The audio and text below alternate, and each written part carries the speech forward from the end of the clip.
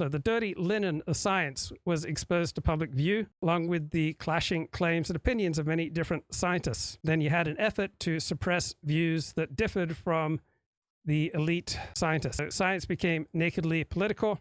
You had two studies appear in major journals, The Lancet and New England Journal of Medicine, supporting the contention that the familiar, notably safe anti-malarial drug that Donald Trump had touted was, in fact, unsafe and useless. And so research into this drug was immediately halted. Public statements were given by official agencies. Then it turned out the articles, which had been rushed into print without review, without availability of data, and were kept priority and kept secret, the data was, right, at least in one case, had to be embarrassingly retracted. And these retractions were presented as exceptions. So you had retraction, shoddy research, and the use of data and research to advance interests were not necessarily aligned with the public interest. So the leg of expertise in this stool failed.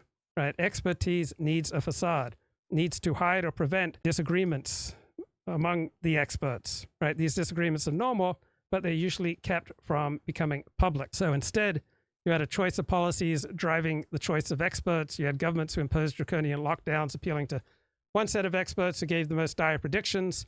Then those predictions failed.